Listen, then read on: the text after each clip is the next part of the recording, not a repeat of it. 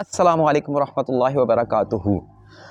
Today we are going to start the last article in the chapter, the relationship between theory and methods. And the article we are going to study today is triangulation and methodological pluralism.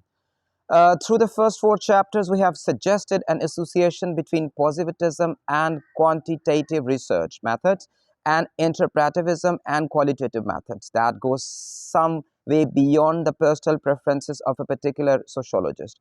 Wood and Welsh, some of this idea, some researchers stick to what they call quantitative research and others stick to qualitative research. The general implication here is that quantitative methods are positivist while qualitative methods are interpretivist, and the two should not be mixed. However, this argument is open to question. So according to this paragraph, I would need to understand just simple one point. um, in my previous lectures, I keep on saying the same stuff again and again, and the points were we got two different approaches. For instance, we got positivism, we got interpretivism. Positivism is all about the scientific knowledge, it's all about the science, it's all about the natural sciences. We can deal sociology like a natural science, like physics, chemistry, and biology. So whenever we talk about the natural sciences, we need to restrict something. For instance, we can go with the experimentation, we can have an observation, and all the stuff we have in natural sciences, it's all about the statistical data, the numbers, the figures. So positivism have a very, you can say, a very realistic alliance with quantity. So whenever we talk about the quantity, it means we are talking about the data. And when we talk about the positivism, so it means it's a sort of combination. It's a joint venture of two different things together to have a good research, which were positivism plus quantitative data. But we got another choice as well. We got interpretivism. What is interpretivism? Interpretivism is all about why it happens. So it's all about behavior. It's all about social interaction. It's all about the people's psyche, sociological issues. And we need to go in detail just to investigate, to examine what the things are actually all about and why are the problems. In quantitative, we need to talk about digits, but in qualitative, we need to understand the repercussions, the consequences we have in a contrast when we meet somebody, in interaction with other people. So there is a natural match, positivism plus quantitative. Secondly, interpretivism with qualitative. So the people, the researchers, they keep on practicing the same pair. So there was an argument, don't you think it is possible to mix different things together to got a very valid result? Yes, it is possible. And the possibility was defined in methodological pluralism. While it may be necessary to differentiate between different sociological methodologies, positivism and interpretivism do not each occupy their own unique social spaces with a no shared feature. The notion that the positivists do not use qualitative methods because they lack reliability, while interpretivists do not use quantitative methods because they lack validity, is oversimplified. This basic principle of methodologies are not set in stone. It is more useful to see them as mental construct created for theoretical convenience. Wood and Welsh argue that there is now increasing awareness that both qualitative and quantitative style of research may have a contribution to make. A project which leads to the idea of mixing method. This can be expressed as methodological pluralism, something Pine defined as tolerance of a variety of methods. And we need to go with just need to skim through the methodological pluralism, combining research methodologies such as positivism and interpretivism in way they allow each to complement the other to improve the research reliability and validity. The logic of this argument is that different research methods have different methodological strengths and weaknesses. Questionnaire may produce reliable data, but this data has low validity, while the reverse may be true for covert participation observation, rather than approaching research methodologically from the perspective of a design problem. How to test a hypothesis, positivism, or answer research question, interpretivism. We can approach it from a methodological perspective. This involves considering how to collect data with the highest possible level of reliability and validity, regardless of the method or the data type used. So according to this paragraph, what is methodological pluralism? I mean, people, as I mentioned earlier in my previous lectures, all we have, first of all, we need to understand this particular thing. And what is the thing is, whenever we talk about sociology, sociology is a pure social science. Whenever we talk about a social science, it means we are not able to give a perfect definition, because there are dozens and dozens of societies, dozens and dozens culture, civilization. They are mixing of so many things, and it's really hard to have a very accurate definition of a sociology or a society as well. So as we are dealing with the sociology, so obviously there are some strengths, some weaknesses. So a person, Pine, was the first person who gave an idea that it is possible that we can mix two different approaches, positivism and interpretivism, to get a valid result. So why it is important to mixing on a hodgepodge of these two kind of approaches to get a good, valid or reliable result? Yes, see that. I mean, when we talk about the positivism go with the data, statistics. When we talk about statistical data, we need to go with the questionnaire. When we talk about the questionnaire, I mean, we can't say anything for sure. In questionnaire, is it possible for a respondent to give you a good answer? Even it is possible. I'm not sure. Believe me that I give 100 questionnaire to different people. So even it is possible, out of 100, only 10 to 15 respondent give the true answer. Even this is possible. I give to all my students, okay, this is a questionnaire. Just fill all those questionnaire and give me within an hour, or even after a day or two. So even it is possible that even my student, they simply put all these questionnaire to their relative, to the brothers, siblings, sisters. Okay, just fill it for us because teacher are going to take it the next day. So I mean, through questionnaire, it is not possible to get a valid or reliable result, because it's all about statistics. Yes, I do agree, but we are not sure the way respondent is dealing with our questionnaire. So positivism, out of positivism, we got questionnaire. We are not sure either the result is valid or not, because not sure about that the will of the respondent. So what is the solution to this? Why? So there is a chance to mix something. Take positivism, okay, forget about questionnaire. Why don't you put yourself in participant observation? You need to put yourself into a situation. You can simply talk, ask those questions which is present in questionnaire to your respondent. So but the thing is that you need to put yourself into the situation. It need again a lot of time. But the point which I need to mention, the point I need to convey to you is that there is a possibility to mixing the two different approaches together to get a good, valid and reliable result. And for that perspective, we use a term which is called methodological pluralism. Right. It's too easy to understand. So we got next thing in reference to methodological pluralism, which is triangulation. And I need to put a point here. You know that, if you want to improve something, being as a student, I give you a tip. And you know what is the tip is, or what? Just try to enhance your skills, like guess. Try to make a guess. See that methodological pluralism, this term is screaming, it's like pluralism. So obviously we are talking more than one. So same is the case with this term, triangulation. So it's triangulation. So obviously there must be three things together. We need to put three things together to get something triangulation. So easy. So try to make yourself to have a guess. Okay, for instance, I use a phrase, just try to connect it. Which this phrase is similar, what should be, what must be the origin of this term. So just keep on trying that. Inshallah, time will come and you have a lot of idea and you have a lot of grip over a specific subject. So what is triangulation? If the methodological pluralism represent the theoretical justification for using mixed method, triangulation is the mean through which this theory is put into practice. It refers to the various ways in which a researcher can attempt to improve research reliability and validity. And again, I need to go with the definition. Triangulation, the use of two or more research methods where the weakness of one method, such as a quantitative interview, can be offset by the strength of another, such as qualitative participant observation, to improve overall research reliability and validity.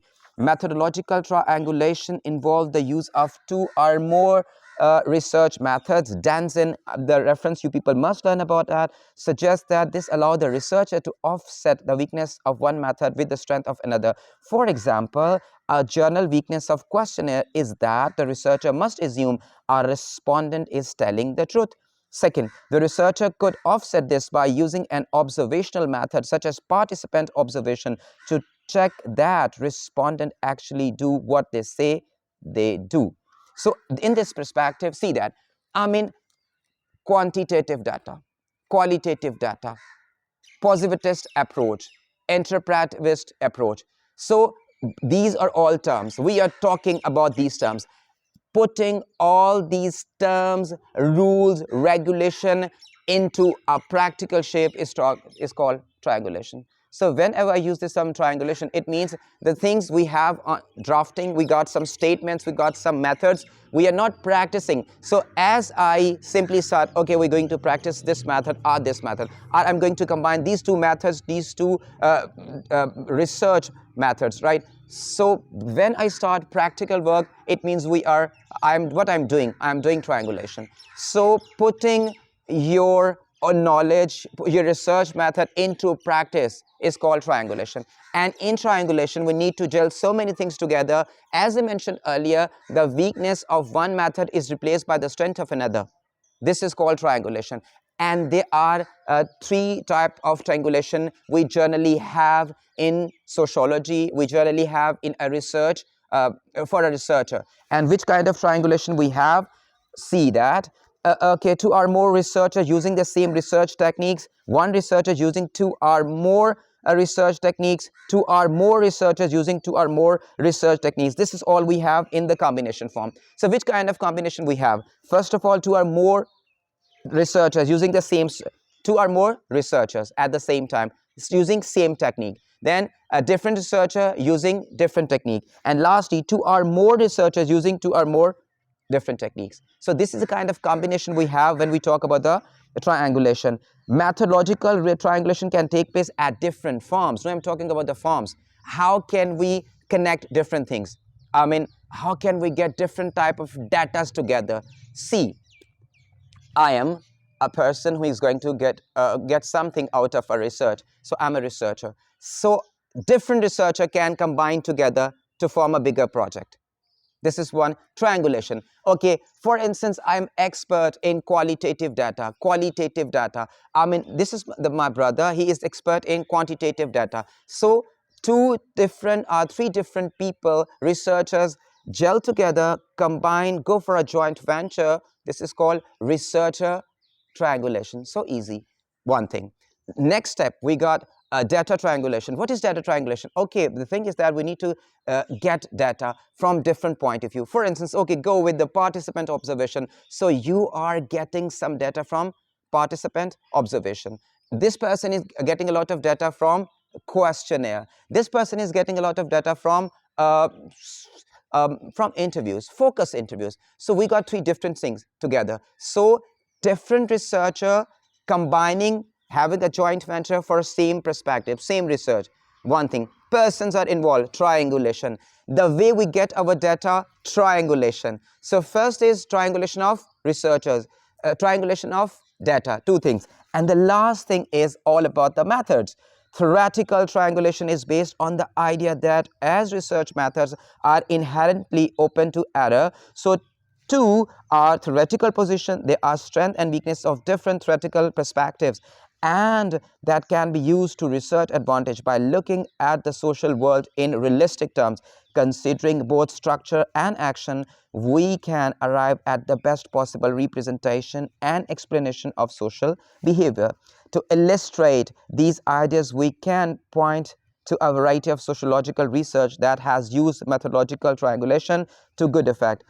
Barker, these are the examples we got, and we need to put a couple of examples just to give our examiner a good, you can say, a solid reason to give us a good marks. And for this, we need to have an example like Barker used overt participation observation, questionnaire, and semi-structure interviews in her research on the Unification Church. Secondly, we got Hay studied girls' friendship in two London schools using a combination of participant observation and personal documents. Some of the girls allowed her to read their diaries, so she was also given access to the notes the girls passed between each other in the classroom. So we got two examples. It's one about the girls' friendship, in which we got different sources of data, personal diaries. For the very first time throughout the chapter, I'm mentioning that even personal diaries have a lot of information. And in my very, you can say, early lectures, I tell you something about how important sometimes the diaries were, because diaries sometimes really give a very true picture of a person's behavior, a person's dilemma, a person's problem, through which we can